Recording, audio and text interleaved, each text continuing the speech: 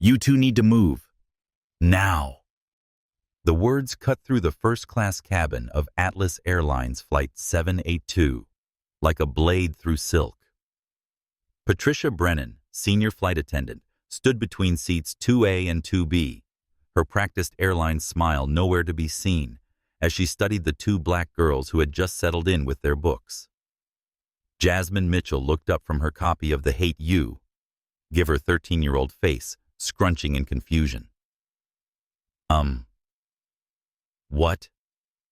Beside her, Jordan clutched a worn teddy bear, Mr. Buttons tighter to her chest.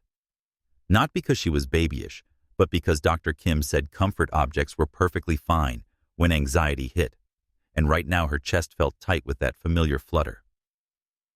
I said you need to move, Patricia repeated slower this time, as if speaking to toddlers instead of teenagers.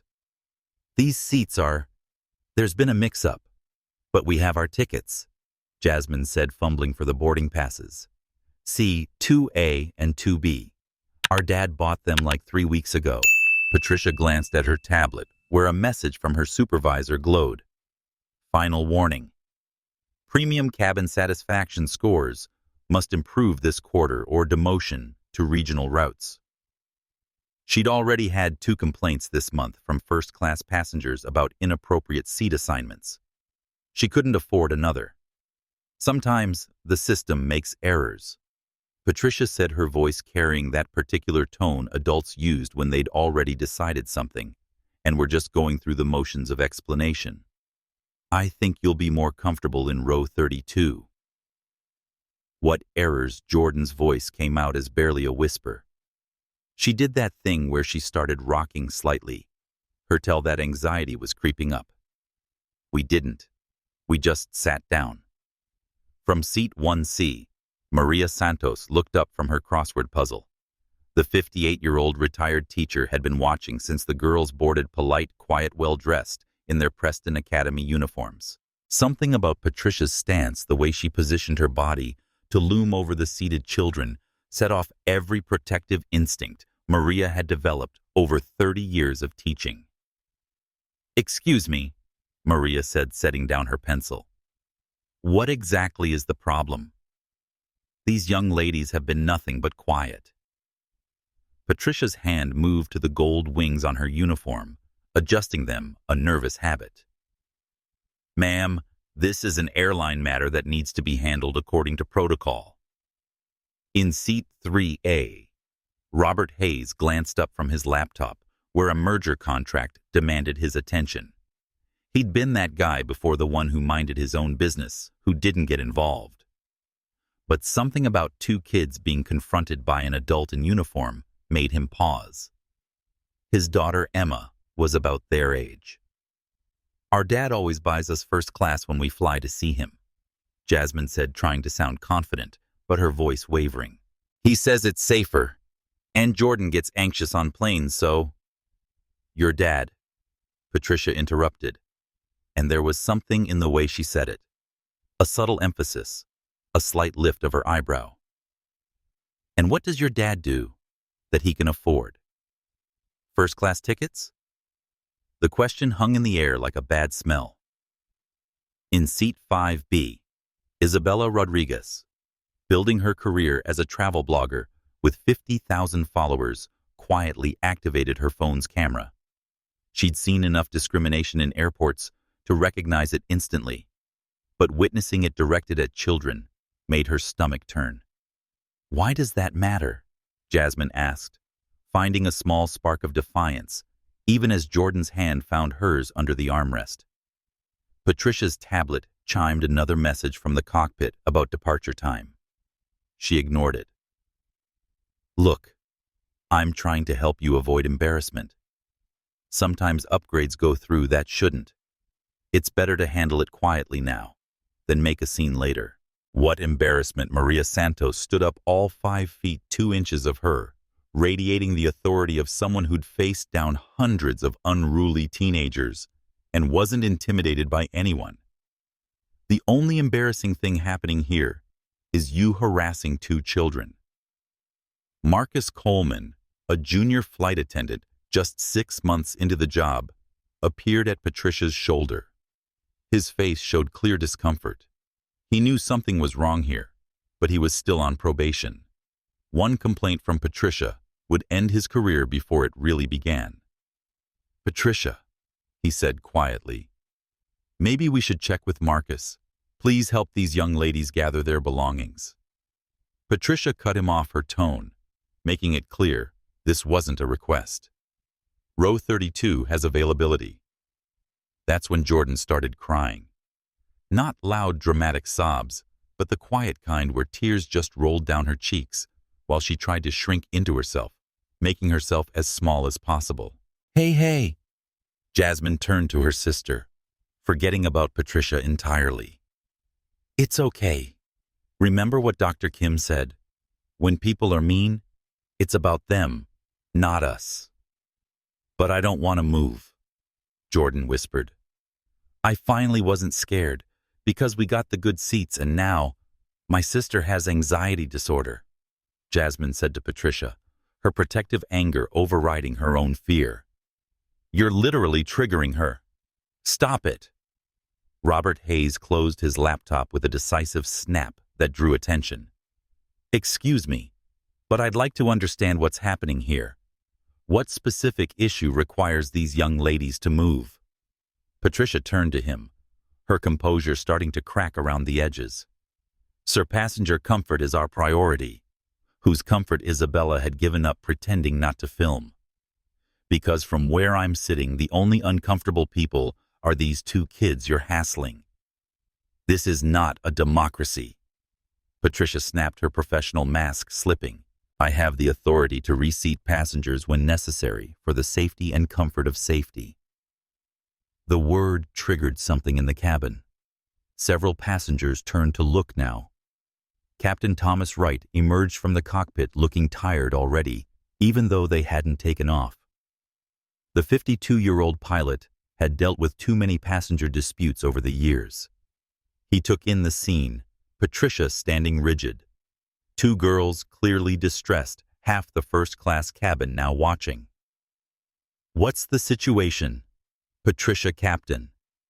These 2 passengers need to be reseated. There have been concerns raised." Captain Wright looked at the girls, their school uniforms, the tears on Jordan's face, the teddy bear she was clutching like a lifeline. His expression flickered with something doubt maybe, but 27 years of crew solidarity was hard to break. "If Patricia says there's an issue..." He began trailing off as he saw the recording phones. "But there isn't an issue," Jasmine's voice cracked. "We're just sitting here. We haven't done anything wrong." That's when she remembered what her father always said. "If anyone ever treats you unfairly, especially on an airplane, you call me immediately. Don't argue. Don't fight. Just call me." Her hand moved to her phone in her pocket. "You can't use phones during Patricia started." "We haven't left the gate," Isabella interrupted. "They have every right to call their parents." Patricia laughed, but it wasn't a pleasant sound. "Oh, by all means. Call Daddy. I'm sure he'll be very interested to hear that you're being disruptive and refusing to follow crew instructions." Jasmine pulled out her phone with shaking fingers, scrolling to the contact labeled Dad. "Emergency only." Jordan saw what she was doing. "Jazz," he said, "only if it's really bad." Jordan whispered through her tears. "Jordan, this is really bad," Jasmine whispered back, hitting the call button. The phone rang once, twice, 3 times. Then a voice answered, warm, concerned. "Immediate, Princess. You should be in the air by now." "What's wrong?"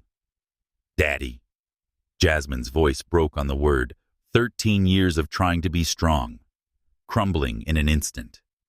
"The flight attendant lady is being really mean, and Jordan's crying, and she says we have to move and..." "Slow down, baby. Take a breath." Marcus Mitchell's voice shifted from casual warmth to sharp focus. "Are you and Jordan safe? Is anyone touching you?" "No, but Daddy. She keeps saying, we don't belong here. And Patricia rolled her eyes dramatically, making sure other passengers could see her reaction. "Sir," she called out loudly, ensuring the phone would pick up her voice. "Your daughters are being disruptive and refusing to follow crew member instructions. This is becoming a safety issue." Is that her? Marcus's voice changed, carrying an edge Jasmine had only heard once before when a teacher had unfairly accused Jordan of cheating. "Put me on speaker, Jasmine." Right now. Jasmine's fingers fumbled with the phone. She nearly dropped it. Her hands were shaking so badly. Finally, she found the speaker button, and her father's voice emerged into the space between the seats. "This is Marcus Mitchell. I need to know exactly what's happening with my daughters." Patricia straightened her spine, assuming she was dealing with some middle management type who thought his position meant something at 30,000 feet. "Mr. Mitchell, your daughters are refusing to comply with crew instructions regarding a seating issue." "What seating issue?" "They have assigned seats that I purchased 3 weeks ago." "Sir, we've received complaints about passenger comfort," from whom Marcus's voice was steady, controlled. But there was something underneath it. "I want specific seat numbers. Which passengers complained? I don't have to provide that information to." "You're making accusations against my minor daughters." "Actually, yes, you do. What specific behavioral issue have they exhibited?" Marcus Coleman shifted uncomfortably beside Patricia. He'd studied the regulations in training. The father was right. Specific complaints required documentation. Patricia was making this up as she went along, and everyone was starting to realize it. Dad Jordan spoke up suddenly, her voice small and shaky. She asked, "What you do for work?" Like she didn't believe we could afford these seats. There was a pause on the other end of the line. When Marcus spoke again, his voice was dangerously quiet. "She asked about my employment. She said our tickets were probably a mistake." Jasmine added, finding strength in her father's anger. "Or an upgrade that shouldn't have gone through." Maria Santos couldn't stay silent any longer. "Mr. Mitchell, this is Maria Santos, a fellow passenger. I want you to know that your daughters have been perfect angels." They were reading quietly until Ms. Brennan approached them. "Thank you, Mrs. Santos. Are you recording this?" "I am now." "Robert." Hayes called out his phone, clearly visible. "Robert Hayes, attorney. I'm documenting what appears to be discrimination against minors."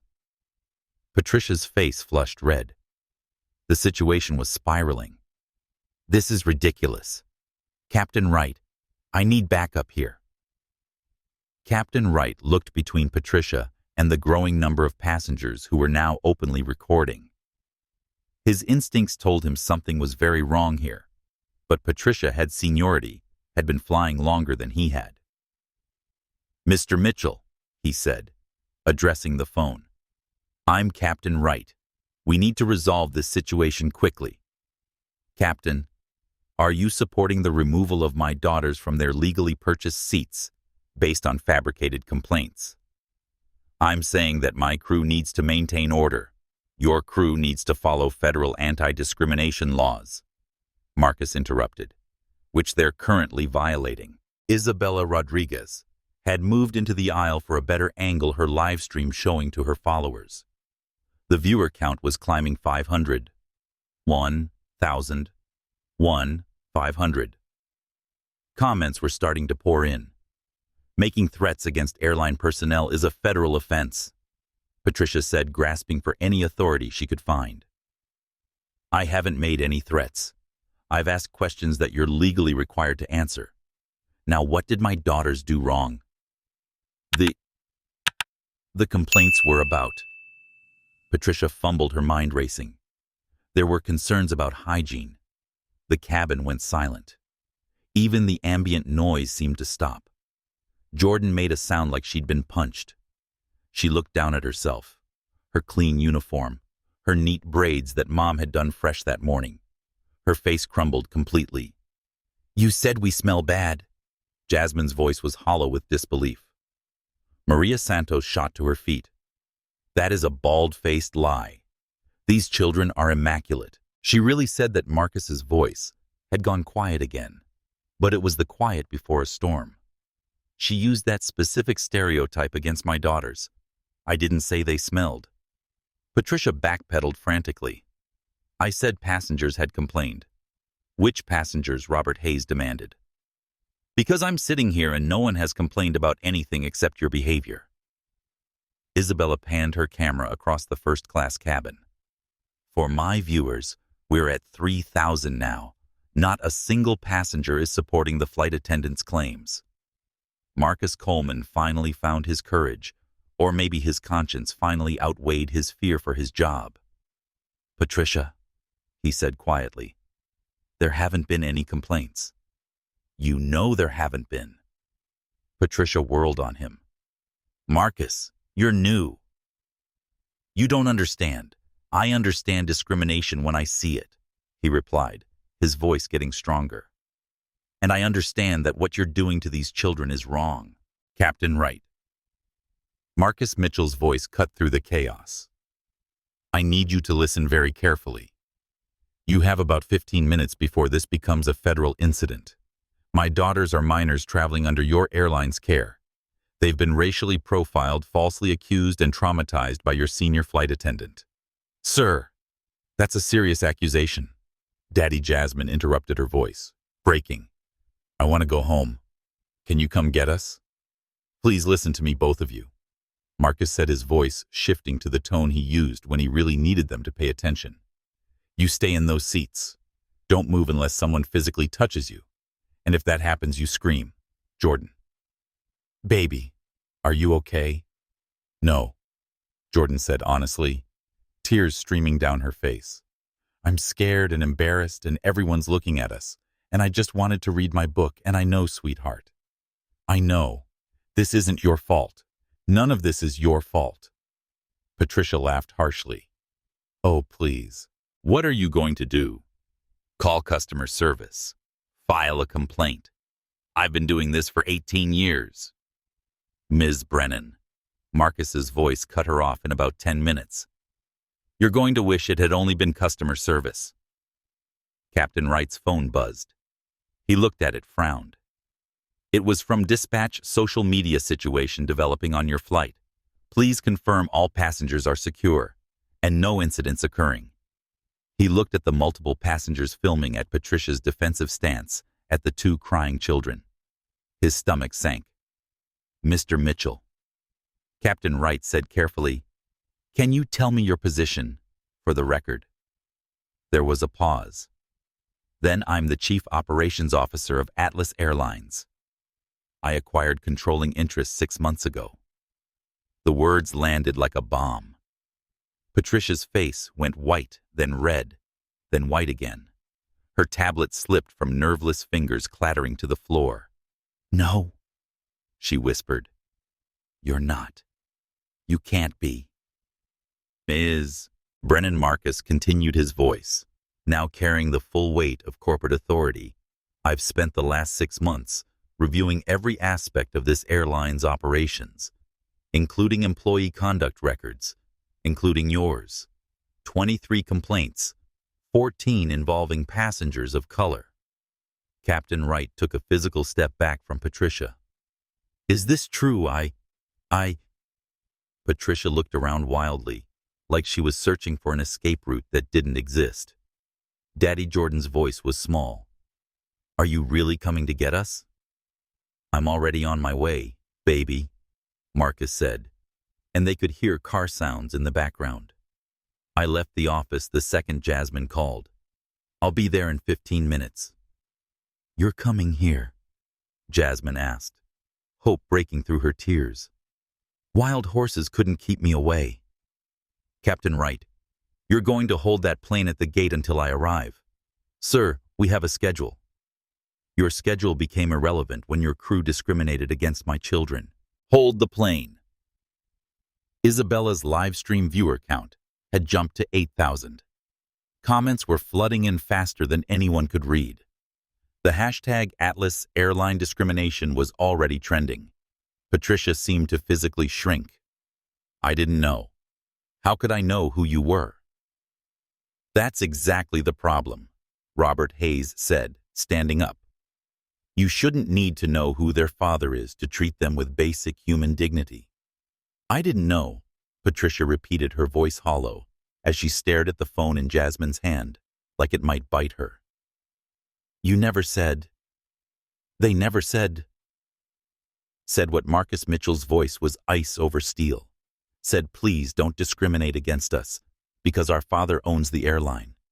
Is that what my 13-year-old daughters should have had to say? Captain Wright's phone was buzzing continuously now. He glanced at it, dispatch crew scheduling corporate communications. The texts were getting increasingly urgent. Confirm situation immediately. Then, media relations requesting immediate callback. Then, board member Elizabeth Hartford needs direct contact, ASAP. Captain Wright. Marcus continued. Are you beginning to understand the situation you're in? Wright swallowed hard.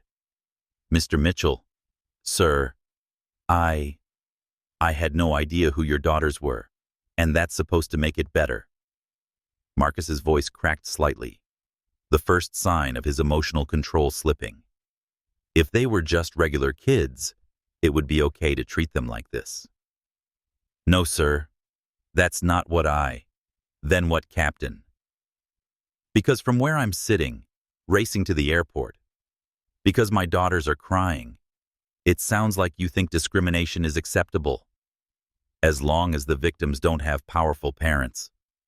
Jordan had curled into herself, clutching Mr. Button so tightly that her knuckles were white. Jasmine had her arm around her sister, but she was trembling too. The adrenaline that had kept her strong was fading, replaced by the crushing weight of what had happened. Maria Santos couldn't stand it anymore. She moved across the aisle, gesturing to the empty seat. May I? She asked the girls gently.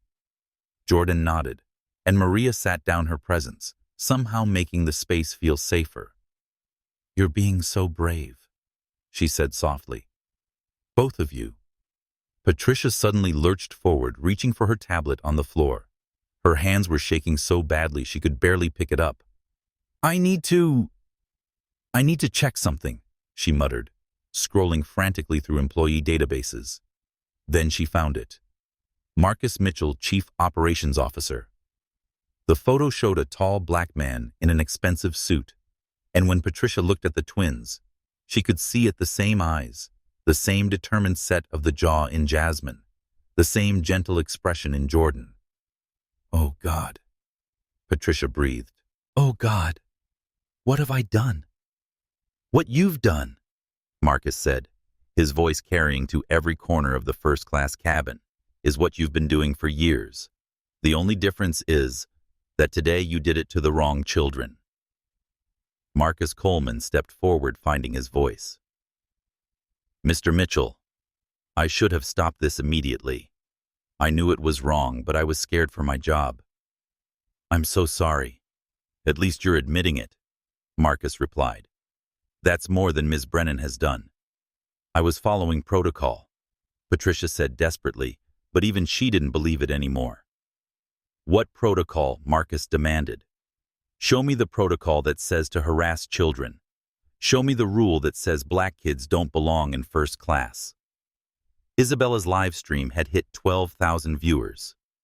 Someone in the comments had identified Marcus Mitchell, and the corporate implications were going viral. Atlas Airline's stock price would take a hit within the hour. Captain Wright's phone rang. Not a text this time, but an actual call. He looked at the caller ID, and his face went pale. It's the CEO, he said quietly. That would be David Chen. Marcus said, Tell him I'll speak with him after I get my daughters safe. Wright answered the phone with a shaking hand. Yes, Mr. Chen. Yes, sir, he's on speaker with the passengers. Yes, sir. I understand. He paused, listening, his face growing paler by the second. Yes, sir. Immediately. He hung up and looked at Patricia. Mr. Chen wants you to know that you're suspended immediately pending investigation. Suspended? Patricia's voice went up an octave. But No, Marcus interrupted. Not suspended. Terminated. Ms. Brennan, your employment with Atlas Airlines ends the moment I board that plane. You can't just, I can, and I will. 23 complaints, Ms. Brennan. I've been reviewing them. The Asian family you had removed from first class last month, claiming suspicious behavior. The Hispanic businessman you reseated 2 weeks ago because he looked uncomfortable in his suit. The elderly black couple you told would be happier in economy. You've been doing this for years. The cabin was dead silent, except for Jordan's quiet sniffles. Even the usual airplane noises seemed muted. But those were... I was just... Patricia stammered. You were just what? Following your instincts. Those instincts are racist, Ms. Brennan, and they've been hurting people for 18 years. Robert Hayes spoke up. Mr. Mitchell, I've been recording everything. This will be useful for the civil rights lawsuit. There won't be a lawsuit, Marcus said, surprising everyone. My daughters are going to decide how to handle this. Jasmine Jordan. What do you want? The twins looked at each other. Jordan whispered something to Jasmine, who whispered back. Finally, Jasmine spoke. We just want it to stop. We don't want other kids to go through this. You hear that Marcus's voice carried a father's pride through his anger. My 13-year-old daughters are thinking about other children while you're worried about your job. Through the windows, passengers could see vehicles approaching on the tarmac airport security, but also a black SUV, moving fast, too fast for normal tarmac speeds. He's here, Captain Wright said unnecessarily. They heard Marcus before they saw him. Rapid footsteps on the jet bridge. Multiple voices trying to slow him down. Then his voice cutting through move. Those are my daughters. He appeared in the doorway, and the first thing everyone noticed was that the polished executive from the corporate photo was gone. This was a father tie askew shirt, partially untucked from running eyes wild with a combination of fury and fear. He took in the scene in one glance. Patricia backed against the galley. Captain Wright looking sick, various passengers recording, and his daughters. His composure cracked completely when he saw them. Jordan's face was blotchy from crying, her anxiety clearly spiraling. Jasmine was trying to be strong, but tears were streaming down her face. My babies, he breathed, crossing the distance in 3 strides. He dropped to his knees in the aisle, his expensive suit be damned, and pulled both girls into his arms. Jordan broke down completely, sobbing into his shoulder. Jasmine tried to hold it together for another second before she too collapsed into her father's embrace. We didn't do anything wrong, Jordan kept saying. We were just reading. We were just reading our books. I know, baby. I know. Marcus's voice was thick. He pulled back just enough to look at their faces, his hands gentle as he wiped their tears. You did nothing wrong. Nothing. Then he stood, keeping one arm around each daughter, and turned to Patricia. The temperature in the cabin seemed to drop 10 degrees. Ms. Brennan, he said, his voice deadly quiet. Look at them. Look at what you did. Patricia couldn't meet his eyes. She stared at the floor, her whole body trembling. They're 13 years old, Marcus continued. 13. They were excited about this flight. Jordan was proud that she wasn't scared because they had good seats where she could see everything. Jasmine had a new book she'd been saving to read.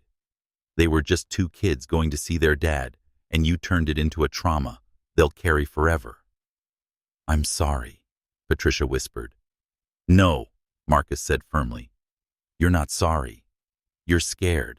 There's a difference. Captain Wright stepped forward cautiously. Mr. Mitchell, perhaps we should handle the rest of this privately. Marcus turned on him, and Wright actually stepped back. Privately, like the private humiliation my daughters faced, like the private trauma you allowed to happen. No, Captain. This stays public. Everyone needs to see this. Daddy, Jasmine said quietly. Can we go? Please. Marcus looked down at his daughters, and his expression softened. Yes, sweetheart. We're leaving. He looked back at Wright. This plane doesn't move until I say so. We're going to handle this properly. Sir, the passengers. The passengers can wait. Robert Hayes called out. I think we'd all rather see justice than make our connections. Murmurs of agreement rippled through the cabin. Isabella's live stream showed 18,000 viewers now and climbing. Marcus pulled out his phone, dialing a number. Sarah. Yes, I'm on the plane. I need you and the entire senior management team here. Now. No, not in an hour. Now. He hung up and addressed the cabin. Ladies and gentlemen, I apologize for what you've witnessed. This is not what Atlas Airlines represents. Or at least it's not what it's going to represent going forward. Then he looked at Patricia again. Security will escort you off this aircraft. You'll be taken to the administrative offices where you'll be formally terminated. Your final paycheck will be mailed to you. You are banned from all Atlas Airlines property, effective immediately. 18 years. Patricia said, her voice broken. I gave this company 18 years. And for 18 years, you've been hurting people who looked like my daughters. Marcus replied. How many kids like them did you humiliate? How many families did you separate? How many people did you make feel like they didn't belong? Patricia had no answer. Or maybe she did, but couldn't bear to say it out loud. 2 security officers appeared in the doorway. Mr. Mitchell. Please escort Ms. Brennan off the aircraft, Marcus said. He then turned to Captain Wright. Captain, you have a choice to make. You can face a full investigation for enabling discrimination, or you can accept a suspension and retraining. What's it going to be? Wright looked at the twins, still clinging to their father, and something in his expression shifted. I failed them, he said quietly.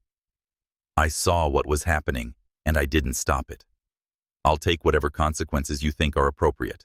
60 days suspension, mandatory bias training, and you'll speak at our crew meetings about what happened here today. Yes, sir. Marcus Coleman stepped forward.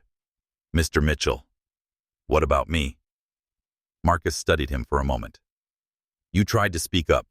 Too late, but you tried.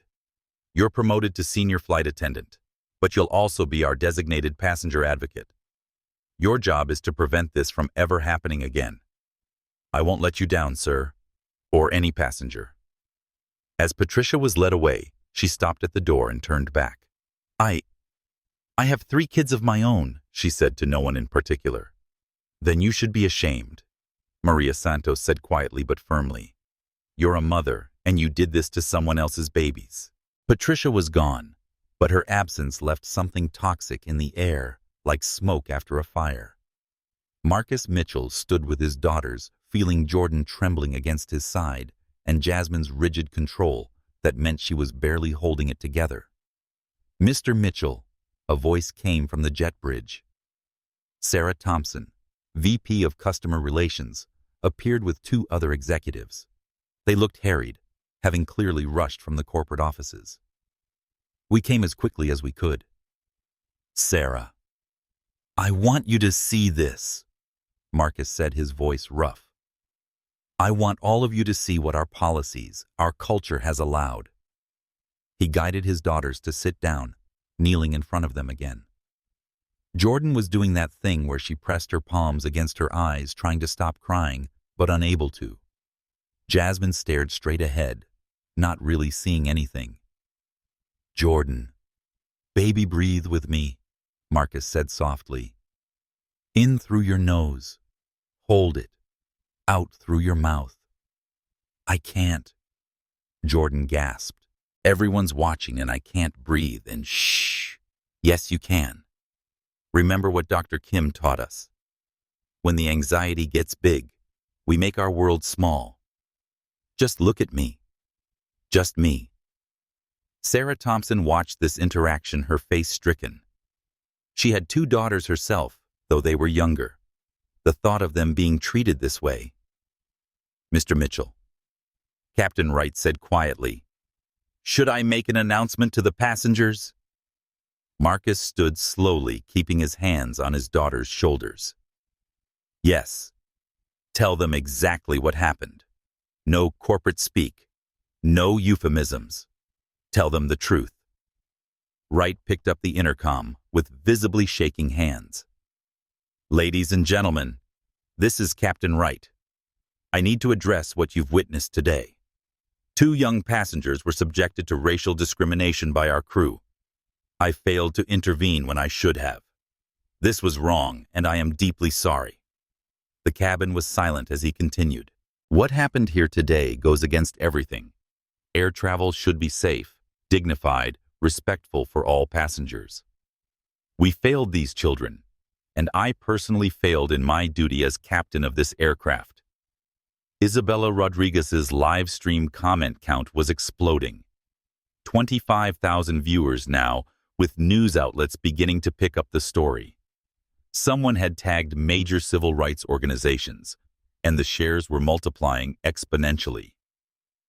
Marcus's phone rang. He looked at the caller ID. David Chen, the CEO. "David," he answered, putting it on speaker, but keeping the volume low.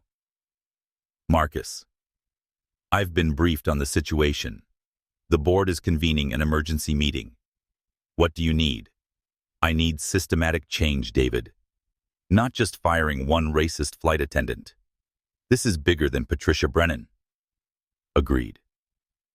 "What are you proposing?" Marcus looked at his daughters, then at the passengers watching him. "Complete audit of all discrimination complaints from the past 5 years. Any employee with a pattern like Brennan's gone. No negotiations. No union protection for discrimination. The union will fight that. Then we fight back." "David, my daughters are 13. They were humiliated for existing while black in first class. If the union wants to defend that, let them do it publicly." There was a pause. "You have the board's full support. What else?" "Mandatory anti-discrimination training for all customer-facing employees, not the standard corporate video reel training led by civil rights experts. And a passenger advocate on every flight, someone whose job is to protect travelers from discrimination." "That's going to cost." "I don't care what it costs," Marcus said sharply. "My daughter's dignity isn't negotiable. No child's dignity is negotiable." Robert Hayes stood up. "Mr. Mitchell, if I may, I've been documenting everything. I specialize in civil rights law. What Atlas Airlines does in the next 48 hours will determine whether this becomes a landmark case or a moment of genuine change." Marcus nodded. "Mr. Hayes, I'd like to hire you as a consultant. Help us get this right. I'd be honored." Maria Santos had been sitting with the twins, talking to them quietly. She stood now, her teacher instincts fully engaged. "Mr. Mitchell, your daughters need to get somewhere quiet. This environment is too stimulating for trauma processing." Marcus looked down at his girls. Jordan had that 1,000-yard stare that meant she was dissociating, and Jasmine was starting to shake adrenaline crash. "We're leaving," he announced. "This plane will remain at the gate until further notice. Any passenger who wants to disembark will receive a full refund and rebooking. Those who stay will receive complimentary flights and our sincere apologies."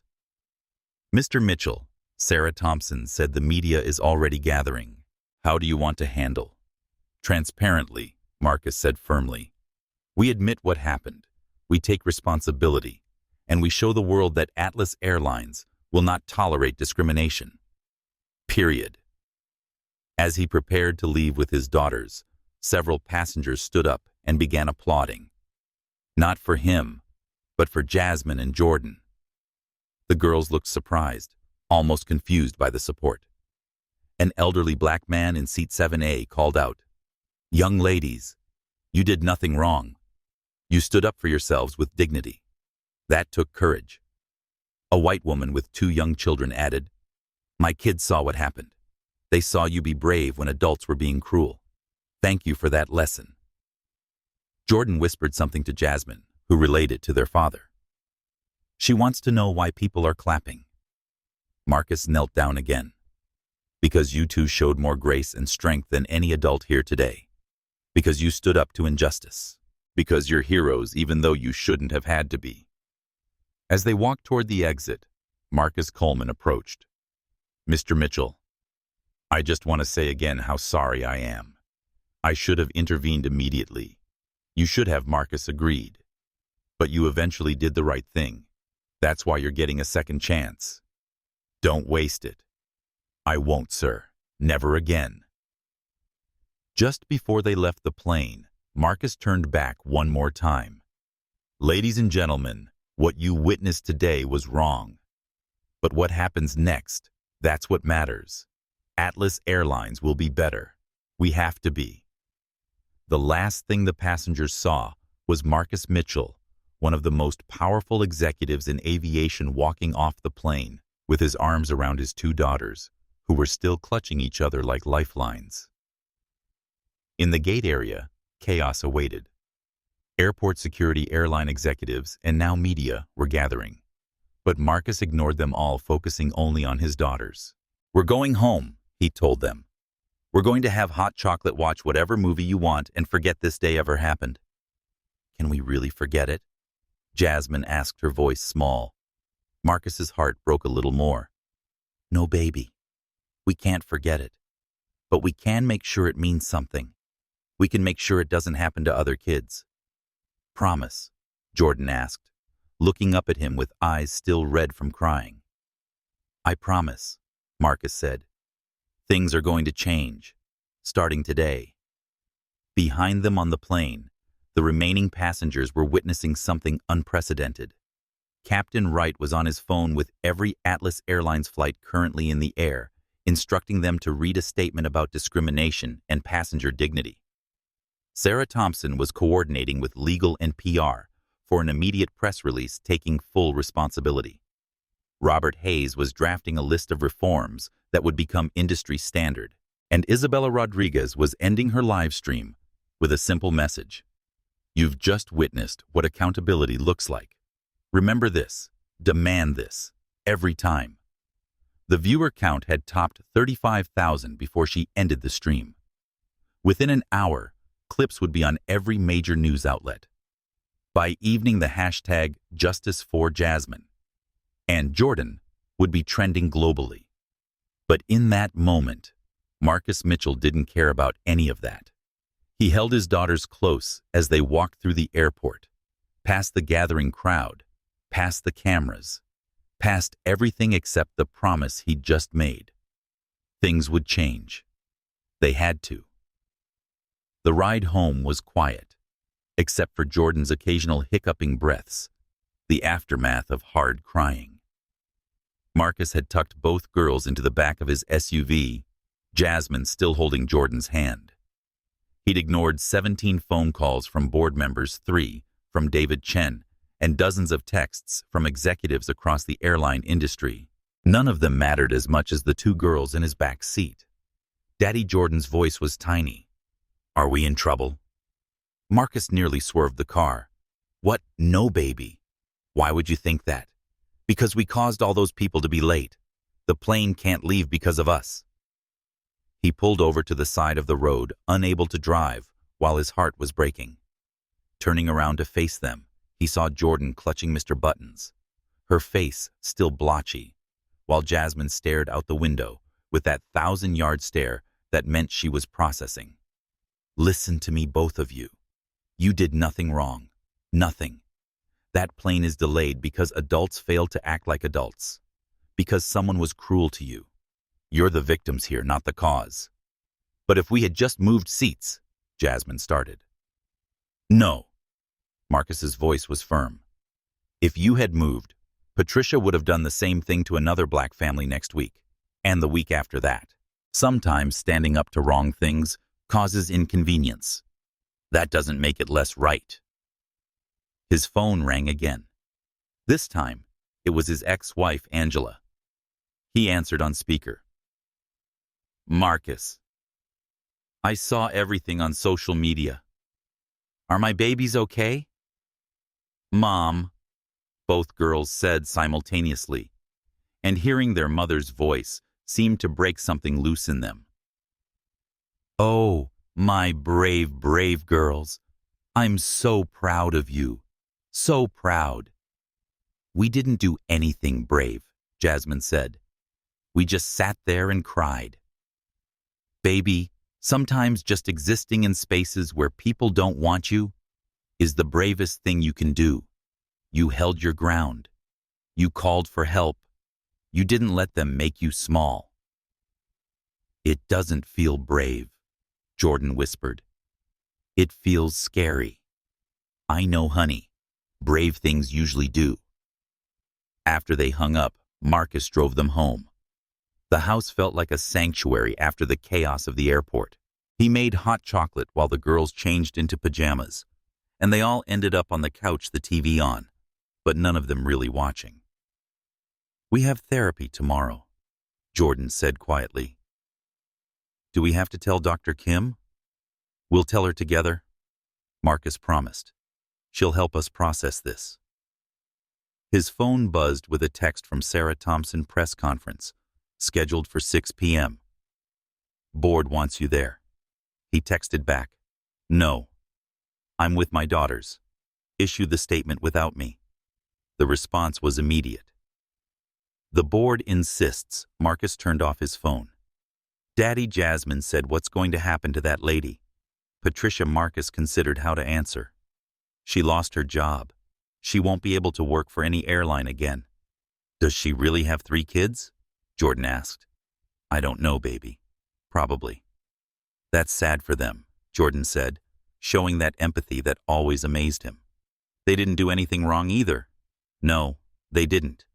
But their mom made choices, and choices have consequences." They sat in silence for a while. Then Jasmine asked, "Will things really change? Or will people just pretend to be better for a while?" It was such a mature, cynical question from a 13-year-old that Marcus had to take a moment before answering. "I'm going to do everything in my power to make real change. But you're right. Some people will just pretend. That's why we have to stay vigilant. We have to keep demanding better." That evening, while the girls slept, finally exhausted from emotional strain, Marcus turned his phone back on to find 147 missed calls and over 300 text messages. The video clips had gone viral. Atlas Airline stock had dropped 12% before recovering to only 4% down. 3 major civil rights organizations had issued statements. He ignored it all and pulled up his laptop, beginning to draft what would become known as the Mitchell Protocols, a comprehensive anti-discrimination policy that would revolutionize airline industry standards. The next morning, Marcus woke to find both girls in his bed, having crawled in during the night like they used to when they were younger. Jordan was clutching Mr. Buttons, and Jasmine had her arm protectively over her sister, even in sleep. His phone rang. David Chen again. "Marcus, we need you at the emergency board meeting." "No, you need me to be a father right now.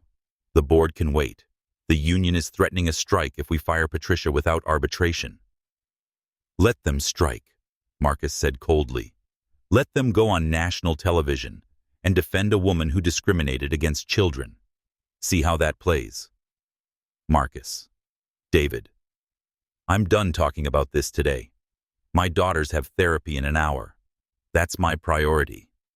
The board can either support the changes I've outlined, or I'll sell my stake and take this public in a very different way." He hung up. Dr. Kim, their therapist, made space for an emergency session. The girls sat on either side of Marcus in her office, Jordan still clutching Mr. Buttons.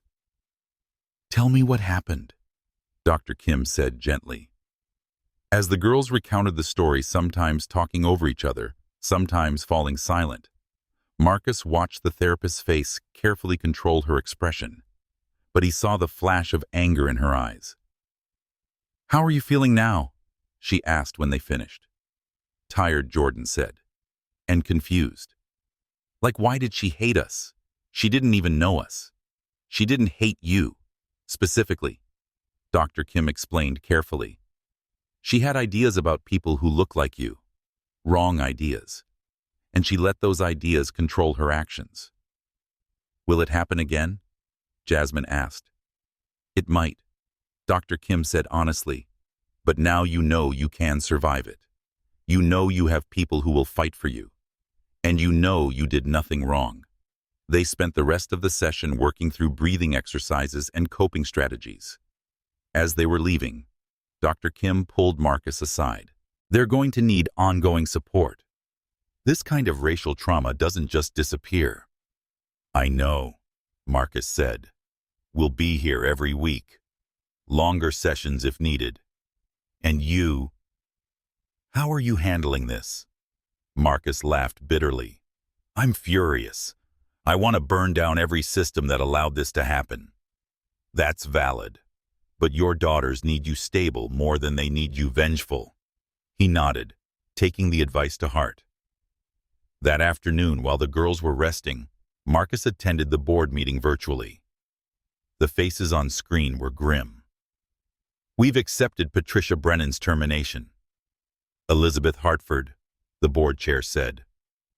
The union is filing a grievance, but our legal team says we're on solid ground. What about the audit? Marcus asked. We've identified 17 other employees with similar complaint patterns. Legal is reviewing each case. Fire them all. Marcus, that's going to cause significant disruption. Good. Disruption is what we need. James Huang, another board member, spoke up. The Mitchell protocols you've proposed, they're comprehensive but expensive. Training alone will cost millions. How much did our stock drop yesterday? Marcus asked. 12% at one point. And how much will we lose if this becomes a sustained boycott? If every civil rights organization in the country targets us? If my daughters and I go on every news show and talk about what happened? Silence. Implement the protocols. Elizabeth finally said, all of them. 3 weeks later, Atlas Airlines held a press conference announcing the most comprehensive anti-discrimination policy in aviation history. Every employee would undergo 40 hours of anti-bias training. A passenger advocate would be on every flight. A zero-tolerance policy for discrimination was now in effect. Marcus didn't attend. He was at Jordan's school play watching her perform, despite her anxiety watching Jasmine cheer for her sister. 6 months later, Patricia Brennan sat in a community center in Chicago, speaking to a room of airline employees from various carriers. Her voice shook as she read from her notes. I told myself I wasn't racist. I had black co-workers I was friendly with. But when I saw those 2 girls in first class, my first thought was, they don't belong there. I destroyed 2 children's sense of safety because of my prejudice. In the audience, Marcus Coleman, now a senior training supervisor for Atlas Airlines, watched as Patricia continued her court-mandated community service, speaking at anti-bias workshops. I lost everything. Patricia continued. My job, my reputation, my children's respect. My 15-year-old daughter still won't speak to me, and I deserved it all. 1 year later, Jasmine and Jordan Mitchell stood before Congress testifying about passenger rights for minors. Jordan no longer needed Mr. Buttons, though he was in her backpack just in case. We were lucky, Jasmine told the congressional committee. Our dad had power to fight back. But what about kids whose parents don't? They deserve protection too. The Passenger Dignity Act passed 3 months later. 2 years later, Jordan Mitchell boarded a flight to Washington, D.C. for a youth leadership conference. The gate agent, a young woman named Ashley Brennan, checked her in with professional courtesy. Have a safe flight, Ashley said, then added quietly, and thank you. Jordan looked confused. For what? For teaching my mother and me that everyone deserves dignity, especially children. As Jordan walked down the jet bridge, she felt something she hadn't experienced in 2 years of therapy, complete closure. She took her seat economy by choice, pulled out her book, and read in peace. The plane lifted off into clear skies, carrying 180 passengers, who all belonged exactly where they chose to sit.